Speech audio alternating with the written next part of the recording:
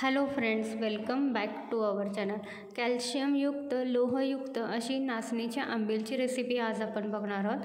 उन्हाळ्यामध्ये शरीराला उपयुक्त असणारी नाचणीची आंबील वेगवेगळ्या ठिकाणी वेगवेगळ्या पद्धतीनं बनली जाते. तर आमच्याकडे नाचणीची आंबील कशी बनली जाते त्याची आज आपण रेसिपी बघूया. तर चला बघूया आज आपण नाचणीच्या आंबीलची रेसिपी.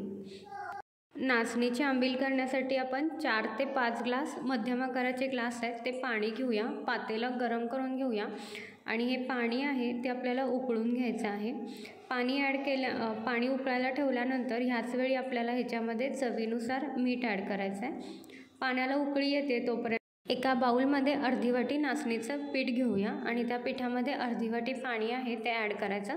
थंडच पाणी वापरायचं इथं आणि हे असं छान एकत्र करून घ्यायचं. ह्याच्यामध्ये गुठळ्या ठेवायच्या नाही आहेत. छान अशी याची पेस्ट तयार करून घ्यायची. अर्धी वाटी नाचणीचं पीठ असेल तर अर्धी वाटीच पाणी घ्यायचं. आता जे पाणी आपण उकळायला ठेवलेलं आहे त्याला पण छान अशी उकळी आलेली आहे.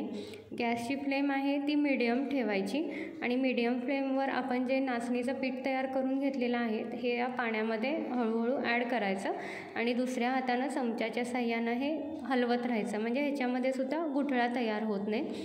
आता जर ऑलरेडी आपण मीठ ॲड केलेलं आहे, जर गरज वाटली टेस्ट करून बघायचं तर मीठ ॲड करायचं आणि गॅसची फ्लेम मीडियम ठेवून 5 ते 7 मिनिट असं कंटिन्यू हलवत राहायचं आणि आपली नाचणीची आंबील आहे ती आपण तयार करून घ्यायची. 5 ते 7 मिनिटांमध्ये छान अशी नाचणीची आंबील आहे ती तयार होते. जशी नाचणीची आंबील तयार होत जाईल तशी हे आहे ते घट्ट होत राहते. त्यामुळे पीठ आहे ते खूप जास्त वापरायचं नाही आहे. थोडीशी पातळच आहे ही आंबील ठेवायची. जशी थंड होत जाईल तशी ती आणखीनच घट्ट होत जाते. मग आता 5 मिनिट झालेले आहेत आणि नाचणीची आंबील आहे ती तयार झालेली आहे. ह्याची जी कन्सिस्टन्सी आहे ती अशी ठेवलेली आहे. आता जेव्हा ती थंड होईल तेव्हा ती ह्याच्यापेक्षा जास्त घट्ट होईल. आता आपण नाचणीची आंबील आहे ती थंड करण्यासाठी ठेवून द्यायची. नाचणीची आंबील आहे ती थंड झालेली आहे. आता ह्याच्यामध्ये 3 ते 4 लसणाच्या पाकळ्या त्या आपण ॲड करूया. ठेचून घेतलेल्या आहेत ह्या पाकळ्या. आता थंड झाल्यावर नाचणीची आंबील आहे ती इतपत अशी घट्ट झालेली आहे. इथं तुम्ही बघू शकता. त्याच्यामुळेच ती सुरुवातीला आपण जास्त घट्ट अशी करायची नाही. नाचणीची आंबील थंड झाल्यानंतरच ह्याच्यामध्ये ताक आहे ते ॲड करायचं असतं. पूर्ण सगळ्या नाचणीच्या आंबीलमध्ये तुम्ही ताक आहे ते ॲड केलं तरी चालतं. इथं वेगळ्या वेगळ्या पद्धतीनं करून दाखवलेलं आहे.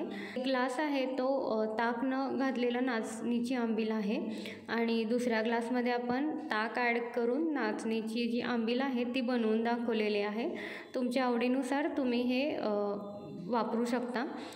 पौष्टिक अशी नाचणीच्या आंबीलची रेसिपी तुम्हाला कशी वाटली हे कमेंट्स करून नक्कीच सांगा. रेसिपी आवडली असेल तर रेसिपीला लाईक करून चॅनलला सबस्क्राईब करायला विसरू नका. Thank you for watching.